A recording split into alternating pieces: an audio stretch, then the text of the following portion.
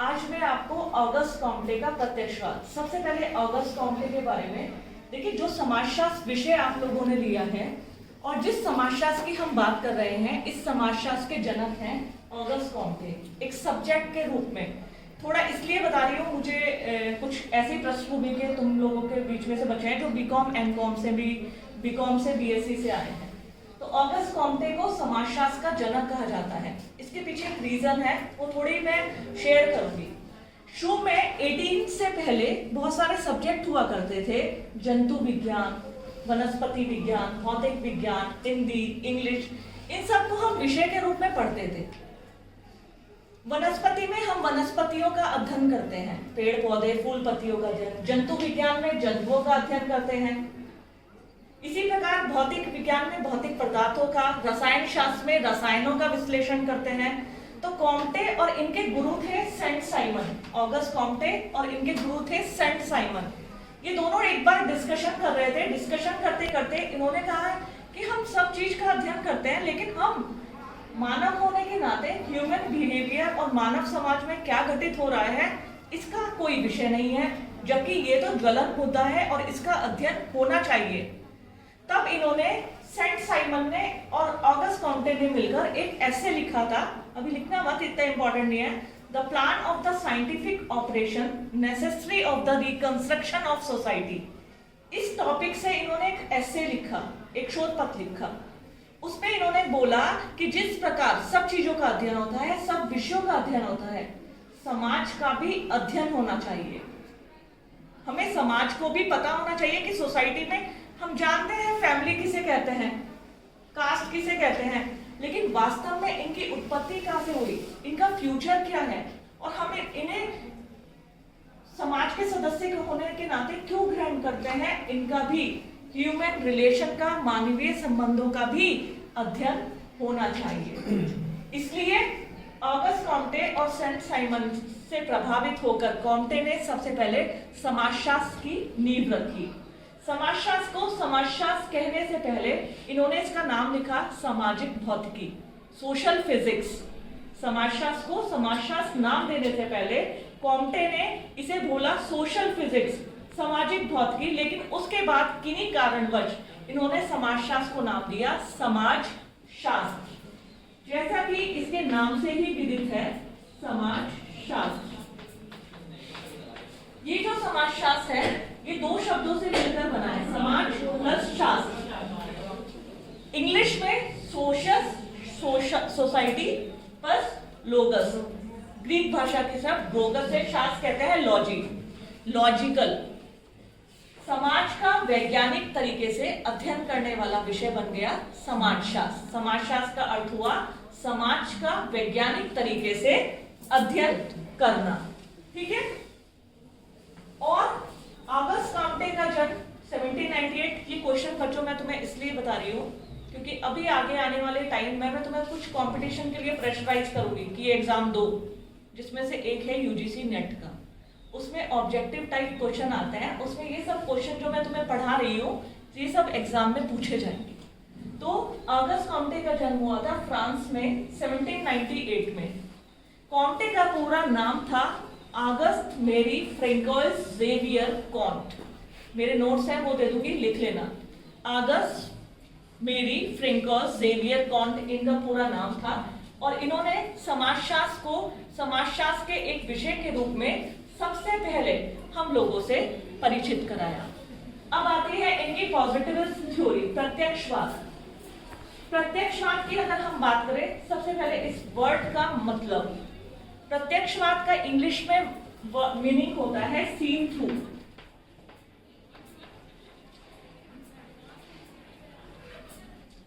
नीचे की तरफ देखना। प्रत्यक्षवाद अगर हम देखें, सीन थ्रू मतलब नीचे की तरफ देखना। कहने का मतलब प्रत्यक्षवाद का अर्थ खास तौर पर वैज्ञानिक है। इसमें हमें जिस चीज का अध्ययन करना होता है उसको पूरे प्रत्यक्षवाद मतलब पूरे तरीके से पहले देखा जाता है, तब किसी चीज को हम प्रमाणिक ठहरा सकते हैं। इस प्रत्यक्षवाद को पढ़ाने से पहले मैं तुम्हें एक छोटा सा एग्जाम्पल दूंगी प्रत्यक्षवाद से रिलेटेड। बहुत सारी घटनाएं होती हैं, ठीक है, घटनाएं बहुत सारी होती हैं। कुछ हमारे देखते देखते आंखों के सामने हो जाती है, कुछ हम टीवी पे देखते हैं, कहीं भूकंप आया, कहीं बादल फटा, वो है कुछ ऐसी ट्रेजेडी तुम लोगों की आंखों के सामने हुई है कभी? कुछ ऐसी मिसहैपनिंग तुम्हें लगता हो वो घटना जो उस दिन मेरे सामने हुई थी, कुछ ऐसी मिसहैपनिंग हुई है तुम्हारे सामने कभी? नहीं हुई। एक्सीडेंटल भी हो सकता है ना, एक्सीडेंट भी हो सकता है, कुछ ऐसा ना भूलने वाला, और ये मेरे देखते देखते वो बस पलट गई और नीचे गिर गई, बड़ा भयानक था, ऐसा हैपनिंग नहीं होती। तो जो घटनाएं हमारी आंखों के सामने घटित होती हैं और उनको हम दूसरे को बता सकते हैं कि वो मेरे सामने हुई, या केदारनाथ डिजास्टर 2013 में जब आई उस समय मैं केदारनाथ में ही मौजूद थी, तो मैं उसका वर्णन बहुत अच्छे से कर सकती हूँ क्योंकि मैं वहां मौजूद थी। तो प्रत्यक्षवाद सीन थ्रू कहते हैं, जब हमारे सामने प्रत्यक्षवाद मतलब जो घटना जिस रूप में घटित होती है ठीक उसी रूप में उसका विवरण कर देना, वर्णन कर देना, उसे कहीं ना कहीं ऑब्जेक्टिविटी कहते हैं। ऑब्जेक्टिविटी का संबंध होता है वैज्ञानिक प्रणाली से। प्रत्यक्षवाद जो घटना हमारे सामने घटित हुई है ठीक उसको वर्णन कर देना, और इसका अर्थ क्या बताया है इन्होंने? वैज्ञानिक। इन्होंने कहा ये एक वैज्ञानिक प्रणाली है। कॉम्टे ने क्या बोला है? प्रत्यक्षवाद क्या है? वैज्ञानिक प्रणाली। कॉम्टे कहते हैं प्रत्यक्षवाद का अर्थ वैज्ञानिक है, साइंटिफिक है, क्योंकि इसे कहीं ना कहीं विज्ञान की विधियों का इसमें सहारा लिया जाता है, और वो विज्ञान की विधियां हैं निरीक्षण,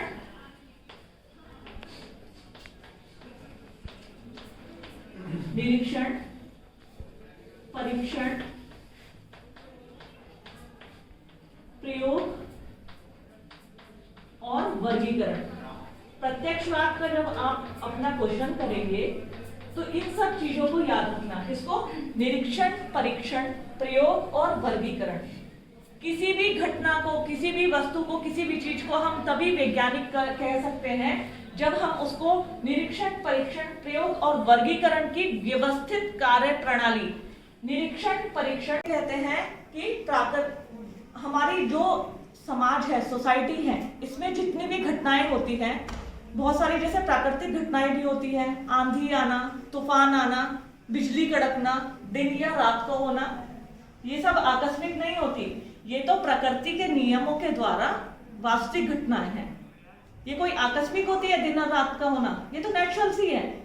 प्राकृतिक वो कहते हैं जिस प्रकार प्राकृतिक घटनाएं आकस्मिक नहीं होती, वो क्या होता है? प्रकृति के कुछ नियमों द्वारा होती है, जैसे दिन होना तो रात होना, फिर सर्दी का मौसम आ जाना, गर्मी का मौसम आ जाना, बरसात का मौसम आ जाना, ये क्या है? घटनाएं, ये आकस्मिक नहीं है, प्रकृति के नियमों द्वारा होती है। इस प्रकार हमारे समाज में, हमारा जो सोसाइटी है, हमारी सोसाइटी में बहुत सारे विभाग, बहुत सारे नियम जो होते हैं वो आकस्मिक नहीं होते, वो उसमें समाज के द्वारा, समाज के नियमों द्वारा वो संपादित होते हैं। उसमें क्या होता है? देखिए, ह्यूमन नेचर की अगर हम बात करें तो स्वाभाविक सा है, हमारा व्यवहार बदलता है।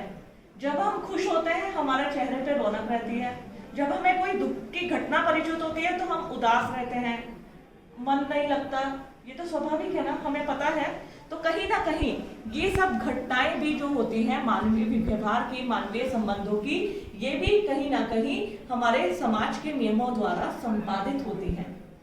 इसको मैं एक एग्जाम्पल से समझाऊंगी। निरीक्षण परीक्षण, वो कहते हैं निरीक्षण, परीक्षण, प्रयोग और वर्गीकरण की व्यवस्थित कार्य प्रणाली द्वारा सिर्फ प्राकृतिक घटनाओं का अध्ययन नहीं संभव है, समाज का भी अध्ययन संभव है, क्योंकि समाज भी जो है वो विज्ञान की विधियों का उसमें सहारा लिया जाता है। फॉर एग्जाम्पल, एक व्यक्ति ने जहर खाया, जहर पता है तुम सबको, पॉइजन।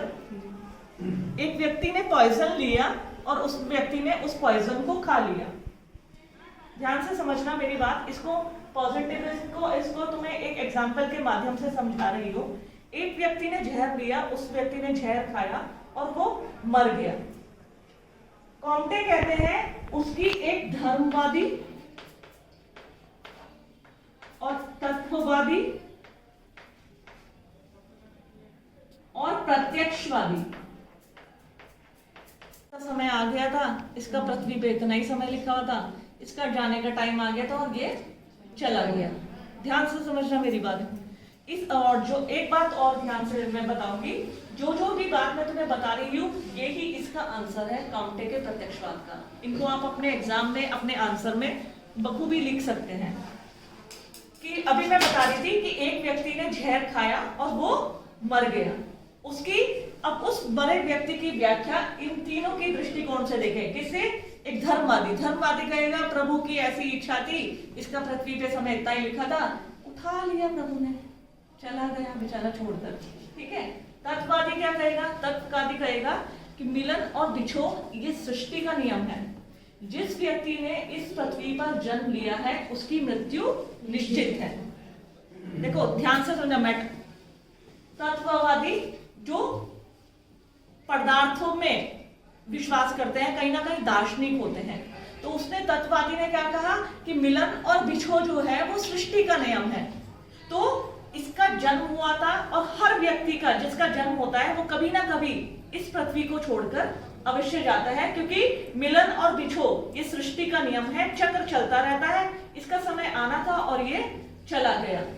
अब एक प्रत्यक्षवादी मतलब पॉजिटिविज्म की अगर हम बात करें, खासतौर पे एक डॉक्टर पेशेंट को जब तक उसे देखेगा, निरीक्षण करेगा उसका कि क्या हुआ, इसने जहर खाया, तो उसको पोस्टमार्टम जानते हो ना तुम लोग, उसमें क्या चीज को ज्ञात किया जाता है पता है तुम्हें? मृत्यु किस कारण से हुई, किस अंग को प्रभावित करने से हुई और क्या क्या फैक्टर से जो व्यक्ति मृत हो गया। कहने का मतलब एक डॉक्टर या प्रत्यक्षवादी व्यक्ति पहले व्यक्ति का निरीक्षण करेगा कि उसने जहर कब खाया, फिर वो उसको रिमूव करने की कोशिश करेगा, ठीक करने की कोशिश करेगा। लेकिन जब व्यक्ति मृत हो ही जाता है तो सबसे पहले वो निरीक्षण करेगा कि कौन सा जहर था, फिर परीक्षण करेगा कि कौन कौन से अंगों तक वो पहुंचा, कि व्यक्ति के आमाशय में या लीवर तक वो जहर पहुंच गया था, जिसके कारण हार्ट बीट चलनी बंद हो गई, व्यक्ति के मस्तिष्क ने काम करना बंद कर दिया और अंततः व्यक्ति मर गया। तो ये उसने निरीक्षण किया, परीक्षण किया, प्रयोग कहते हैं एक्सपेरिमेंट को। कई बार वो सैंपल्स लेते हैं और उन सैंपल को लेबोरेटरीज में टेस्ट किया जाता है कि कौन सा पॉइजन था, इस पॉइजन की वजह से किस तंत्रिका तंत्र पे। देखो जहर भी कई प्रकार के होते हैं। सांप का विष होता है। निरीक्षण, परीक्षण, प्रयोग और वर्गीकरण की जब उस व्यक्ति ने जहर खा लिया, जब वो डॉक्टर के पास गया, जब उसने पूरा डिफाइन कर दिया, क्या निरीक्षण किया, परीक्षण किया, प्रयोग किया और फिर वर्गीकरण कहते हैं क्लासिफिकेशन को, कि व्यक्ति ने जहर खाया था, जहर खाने का उसकी व्यक्ति की मृत्यु क्यों हुई? क्योंकि हमेशा हर जहर खाए व्यक्ति की मृत्यु नहीं होती, कुछ को बचा भी तो लिया जाता है। इस व्यक्ति का जहर खाने का समय ऐसा था कि जहर जब तक ये डॉक्टर के पास आया, जहर इसके अन्य अंगों तक पहुंच चुका था, जिसने तंत्रिका तंत्र को प्रभावित किया, हार्ट को प्रभावित किया और अंततः व्यक्ति की मृत्यु हो गई। उसे कहते हैं वर्गीकरण, यानी क्लासिफिकेशन करना। तो निरीक्षण, परीक्षण, प्रयोग और वर्गीकरण, इनकी व्यवस्थित कार्य प्रणाली द्वारा सब कुछ समझना और ज्ञान प्राप्त करना ही प्रत्यक्षवाद है। फिर से रिपीट कर रही हूँ, ऑगस्ट काउंटे कहते हैं कि निरीक्षण, परीक्षण, प्रयोग और वर्गीकरण, इनकी व्यवस्थित कार्य प्रणाली द्वारा समझना, किसी भी घटना को, किसी भी चीज को समझना और ज्ञान प्राप्त करना ही प्रत्यक्षवाद है। यह है ऑगस्ट काउंटे का प्रत्यक्षवाद। अब इन्होंने प्रत्यक्षवाद की कुछ विशेषताएं समझाएंगे, फिर आएंगे प्रत्यक्षवाद की विशेषताएं। यह वैज्ञानिक कार्य प्रणाली पर आधारित होता है। अभी अभी मैंने तुम्हें बताया ना, निरीक्षण, परीक्षण, प्रयोग और वर्गीकरण। सब लोग मिलके बोलेंगे, निरीक्षण, कोऑर्डिनेशन नहीं था, दोबारा से, निरीक्षण, परीक्षण, प्रयोग और वर्गीकरण।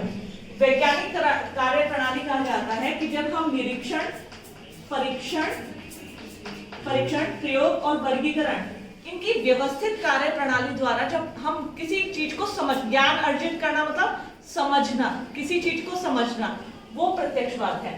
तथ्यों पर आधारित। देखो तथ्य जो होते हैं उसे इंग्लिश में बोलते हैं फैक्ट। हम कहते हैं ना सच्ची बताए, इसके पीछे फैक्ट क्या था, है ना? फैक्ट कहते हैं फैक्ट, तथ्य, वास्तविक, सच्चाई। तो जो वैज्ञानिक हमारा प्रत्यक्षवाद है वो तथ्यों पर आधारित होता है, यानी वो फैक्ट बेस्ड होता है। वास्तविक घटना के पीछे निहित कारण है।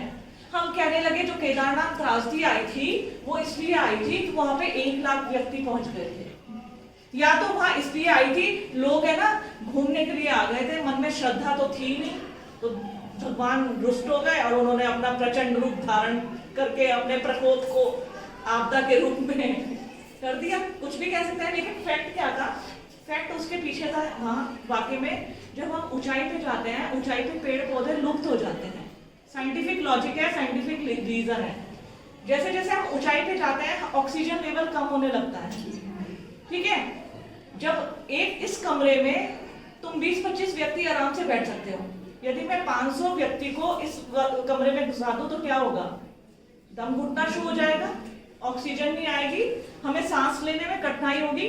ठीक इसी प्रकार केदारनाथ में हुआ कि वहां कार्बन डाइऑक्साइड का बवंडर एक बना, बादल बना, और वो क्लाउड इतना ज्यादा घना था कि वो चौराबड़ी ताल जो गांधी सरोवर था उसके ऊपर जाके वहां क्लाउड बर्स्ट हुआ, बहुत ज्यादा पानी आया, उसने उस ताल को भी तोड़ दिया, तो उसने अपने रास्ते में आने वाले सब चीजों को विनष्ट कर दिया। कहने का मतलब तथ्यों पर आधारित कि प्रत्यक्षवाद जो होता है वो फैक्ट बेस होता है कि जब तक तथ्यों को न जान ले हम प्रत्यक्षवाद को नहीं पहचान पाएंगे। नेक्स्ट है इसमें प्रत्यक्ष न होने वाली घटनाओं से असंबंधित।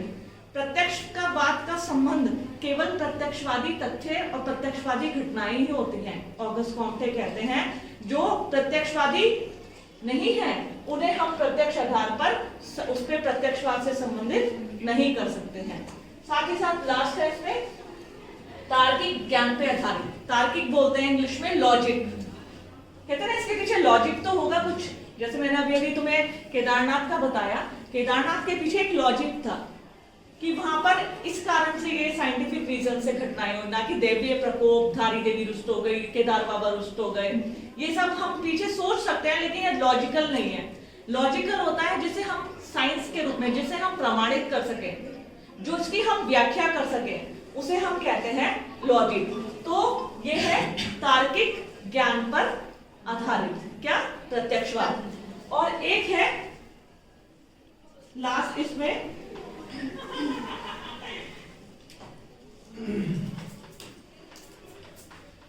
मानवीय धार्मिक दृष्टिकोण।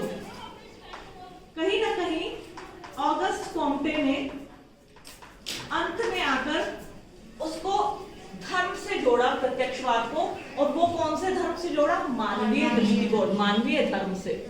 वो उन्होंने इसलिए कहा कि क्योंकि हम देखिए व्यक्ति आज जो हम हैं, हम कहीं ना कहीं धर्म और विज्ञान का समन्वय है, और ये इस बात को हम नकार नहीं सकते हैं। क्यों नहीं नकार सकते हैं? हम देखो विज्ञान पे भरोसा करते हैं, वैज्ञानिक आविष्कारों को मानते हैं, लेकिन कहीं ना कहीं हम धर्म को भी मानते हैं। लेते हैं दूसरे डॉक्टर से, अगर दूसरे डॉक्टर ने कह दिया कि हाँ कराना है, फिर तो बस समझो कराना ही है। दूसरा, हमारा मन जब हमने अपने पेशेंट को भेज दिया तो हम अपने अपने प्रभु को भी याद करते हैं, भगवान तो देख लेगा, करते हैं। तो कहीं ना कहीं हमारे अंदर विज्ञान और धर्म दोनों का समन्वय है। इसलिए कॉम्टे कहता है कि जो प्रत्यक्षवाद है कहीं ना कहीं इसमें धार्मिक दृष्टिकोण भी उजागर होता है। ये है ऑगस्ट कॉम्टे का प्रत्यक्षवाद का सिद्धांत। इसको कैसे